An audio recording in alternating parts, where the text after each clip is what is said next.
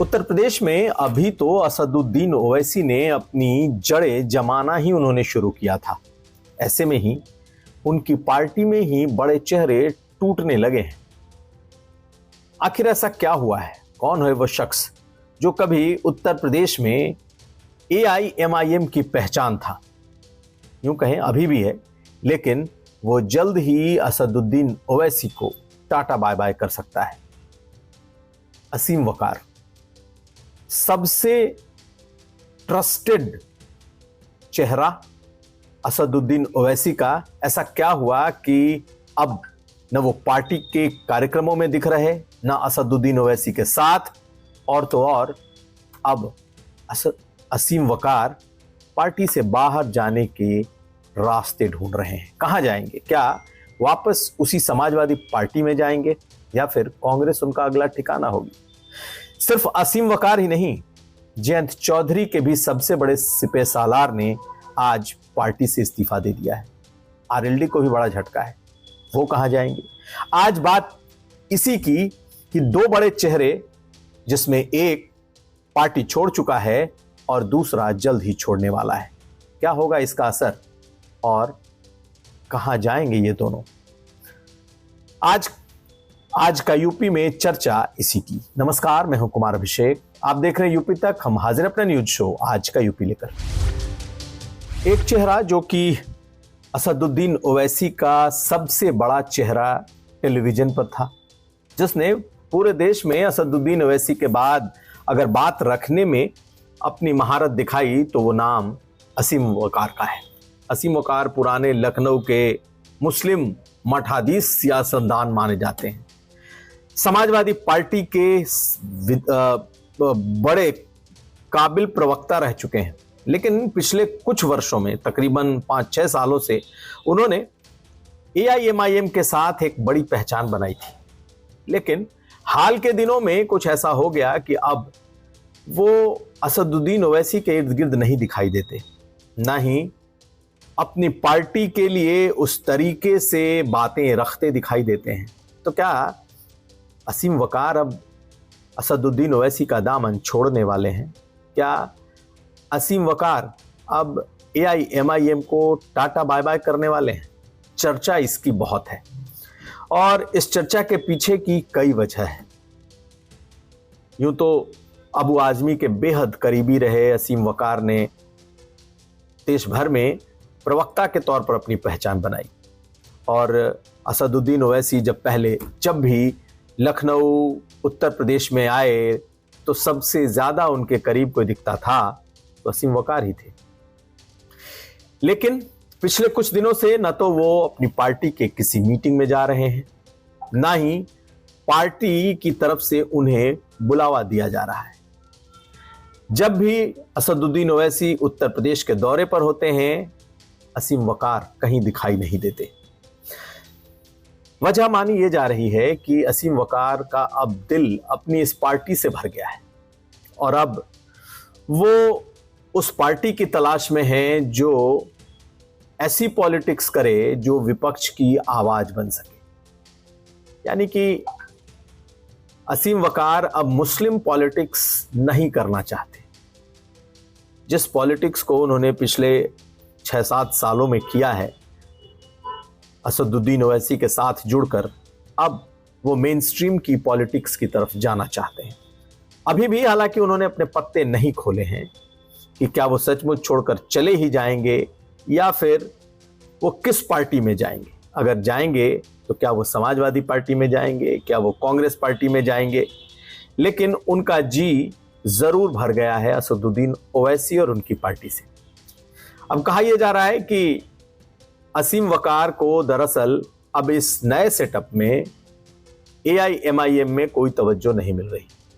ना तो उन्हें बुलाया जाता है, ना ही उन्हें पूछा जाता है और ना ही उनकी राय ली जाती है। 2022 में हालांकि वो लखनऊ की एक सीट से विधानसभा का चुनाव लड़े थे, हार गए, लेकिन ओवैसी के खासम खास वो बने रहे।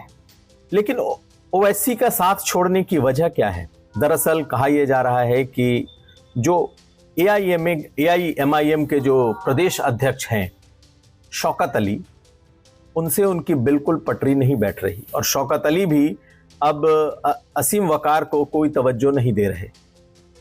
जिस राष्ट्रीय प्रवक्ता के नाम पर या इस पद के नाम पर उनकी इतनी बड़ी छवि बनी, अब अपनी पार्टी में ही असीम वकार को कोई पूछ नहीं रहा, कोई तवज्जो नहीं दे रहा। अगर आप देखें तो पिछले दर्जन भर यात्राओं में, जो कि अगर असदुद्दीन ओवैसी ने लगभग पिछले आधे दर्जन यात्राओं में जो उत्तर प्रदेश में थे, बड़ी बड़ी उन्होंने सभाएं की। उन्होंने बहराइच में की, उन्होंने मुरादाबाद में की, उन्होंने बिजनौर में की। कहीं भी असीम वकार उनके साथ नहीं दिखाई दिए। और तो और अब प्रदेश अध्यक्ष ने एक नई प्रवक्ताओं की सूची भी जारी कर दी और जब उस सूची को उन्होंने जारी किया तो सूची जारी होने के बाद खुद सवाल उठाए असीम वकार ने, क्योंकि जो नई सूची जारी हुई है उसमें जो नाम है उसमें सैयद मोहम्मद मकसूद अशरफ को प्रवक्ता बनाया गया, शादाब चौहान को प्रवक्ता बनाया गया और सईद जमवाल को प्रवक्ता बनाया गया। और ये तीनों जो प्रवक्ता बनाए गए, ये शौकत अली के अपने लेटर हेड पर इन नामों का ऐलान हुआ। लेकिन जैसे ही नाम का ऐलान हुआ, सैयद असीम वकार ने उस पर एक अपना रिएक्शन दिया और उन्होंने लिखा कि इन सभी साथियों को मेरी तरफ से शुभकामनाएं। प्रदेश प्रवक्ता बनाए जाने पर अगर राष्ट्रीय प्रवक्ता बनाया गया हो तो राष्ट्रीय अध्यक्ष जनाब ओवैसी साहब के लेटर हेड पर होना चाहिए था। यानी कि उन्होंने इस प्रवक्ता बनाने पर सवाल खड़े किए। तो ये बात तो मेरी बड़ी साफ दिखाई दे रही है कि शौकत अली से उनके गहरे मतभेद पार्टी के भीतर हो चुके हैं। शौकत अली उन्हें तवज्जो नहीं देना चाहते और शौकत अली ही क्या, निश्चित तौर पर असदुद्दीन ओवैसी जानते जरूर हैं। उन्हें लगता है कि शौकत अली बेहतर बैठे, इसलिए जो वो कर रहे हैं वो सही है, या फिर इनके और असदुद्दीन ओवैसी के बीच भी कोई मतभेद उभरे हैं। लेकिन एक बात साफ है कि अब एमआईएम ने एक तरीके से असीम वकार से पल्ला झाड़ कर रखा हुआ है। किसी पार्टी में नहीं बुलाना, प्रवक्ता के तौर पर अब बहुत कम, बहुत रेयरली वो दिखाई देते हैं। और अगर आज उनके एक ट्वीट को देखें तो वो बहुत कुछ इस ओर इशारा कर रहा है कि आखिर असीम वकार की आगे की सियासत, आगे की रणनीति क्या है। अमूमन मुस्लिम और यादव समाज को लेकर के और खास करके एमवाई समीकरण को लेकर के, खासकर समाजवादी पर बहुत तीखे बोल बोलते थे असीम वकार। लेकिन अब वो देखे तो जो ओम प्रकाश राजभर हैं, राजभर को आहिर वाले बयान पर बहुत लंबे तरीके से घेर रहे हैं। और जिस तरीके से उन्होंने एक वीडियो जारी किया है जिसमें पीडीए का एक जो अर्थ है, जो फुल फॉर्म है, उसको हमेशा से ओम प्रकाश राजभर कहते थे कि पीट देगा अहिर। यानी कि पीट देगा अहिर को उन्होंने एक ऐसा बनाया कि भाई गांव देहात में ये ऐसा प्रचलित हो जाए कि पीडीए का अर्थ यही है। समाजवादी पार्टी के नेता शायद इसको उस तरीके से काउंटर ना कर पाए हों, लेकिन असीम वकार ने आज जो इसका जवाब दिया है वो जरा आप सुनिए। और उस जवाब में लिखते हैं कि राजभर जी ने पीडीए का नया फुल फॉर्म बताया है, पीट देगा अहिर। राजभर जी, क्या आपके साथ कभी अहिरों ने कोई घटना कर दी? अगर है तो हाँ, तो सबूत दीजिए। राजभर जी, आप जिस ओहदे पर अगर आप बैठे हैं, इनाम आपको अहिर की वजह से ही मिला है। ना अहिर आपको विधायक बनाते और आप यहां तक आ पाते। अब आप बताइए, अरविंद राजभर, अरुण राजभर के अलावा आपने कितने राजभरों को काबिल बनाया है? तो खैर, जरा पहले सुनिए, उसके बाद समझते हैं उनके आज के इस वीडियो का सपा कनेक्शन। राजभर जी, ओम प्रकाश राजभर जी आजकल एक भविष्यवाणी कर रहे हैं उत्तर प्रदेश में। बता रहे हैं कि जो अपोजिशन का नारा है पीडीए, उसका फुल फॉर्म है पीट देगा अहीर। तो राजभर जी, मेरे कुछ सवाल हैं आपसे।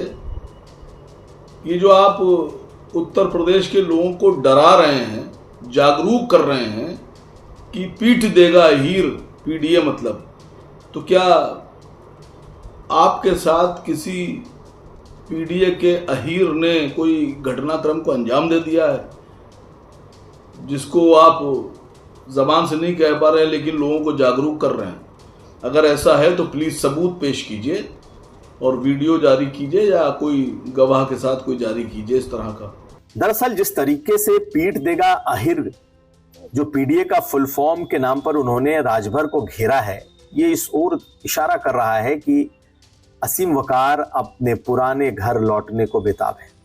इनकी कोई बातचीत हुई है या नहीं ये कहना मुश्किल है, लेकिन अबू आजमी के ये बेहद करीब रह चुके हैं। समाजवादी पार्टी के लंबे समय तक बहुत सबसे प्रखर प्रवक्ताओं में रह चुके हैं। ऐसी स्थिति में जिस तरीके से पीडीए के फुल फॉर्म और अहिर को लेकर इन्होंने ओम प्रकाश राजभर की खिंचाई की है और खास करके समाजवादी पार्टी को एक लाइन दे दी है, इतना ओम प्रकाश राजभर को तो समाजवादी पार्टी के जो अहिर जिसे कहते हैं प्रवक्ता हैं जिस बिरादरी के, वो भी नहीं इतनी खिंचाई करते जैसा असीम वकार ने किया। तो ऐसा लग रहा है कि अब असीम वकार का अगला ठिकाना कौन सी पार्टी हो सकती है। क्या वो दोबारा समाजवादी पार्टी का रुख करेंगे, इसकी बहुत चर्चा है। हालांकि न तो उन्होंने सपा का जाएंगे या कांग्रेस जाएंगे, अभी कुछ भी साफ नहीं किया है, लेकिन अब ये लग रहा है कि ज्यादा वक्त तक असदुद्दीन ओवैसी के साथ नहीं रह पाएंगे। और ये अब तय मान लीजिए कि उनकी घर वापसी हो सकती है। घर वापसी का मतलब बहुत ज्यादा उम्मीद है कि अगर जिस दिन अखिलेश यादव ने गो अहेड दे दिया उस दिन ये वापस समाजवादी पार्टी आ सकते हैं। और अबू आजमी से इनके पुराने संबंध रहे हैं और ये कहा जा रहा है कि किसी न किसी स्तर पर इनकी बातचीत चल रही है। लेकिन क्या समाजवादी पार्टी बहुत आसानी से इनको स्वीकार करेगी? क्योंकि एमआईएम में रहते हुए बीजेपी को उन्होंने जिस तरीके से घेरा उससे कहीं ज्यादा समाजवादी पार्टी इनके निशाने पर रही है।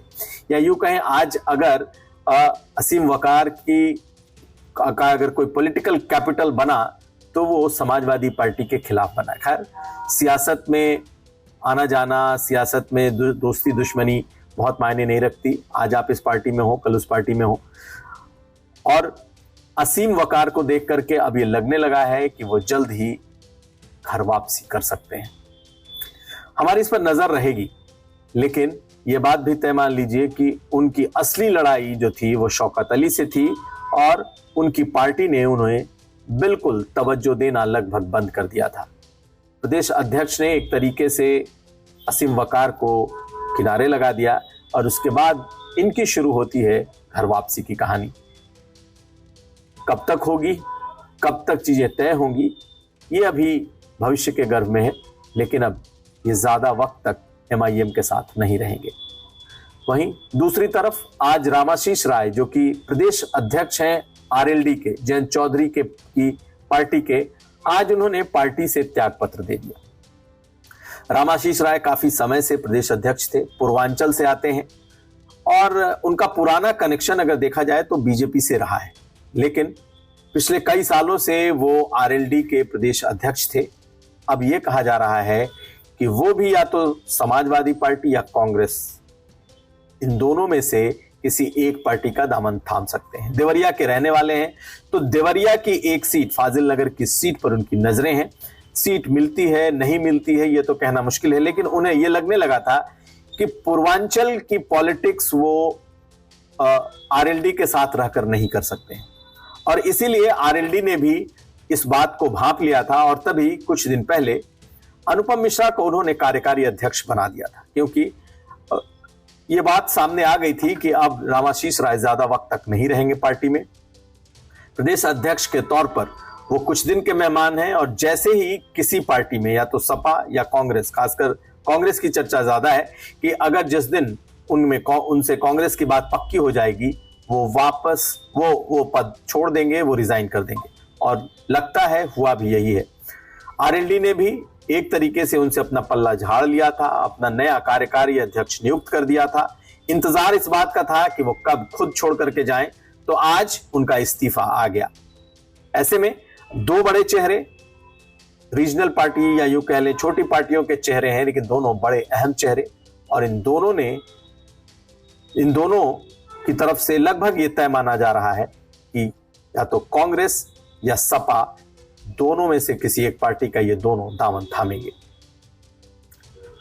आज का यूपी में बस इतना ही। हम कल फिर हाजिर होंगे। हमें दीजिए इजाजत। देखते रहिए यूपी तक।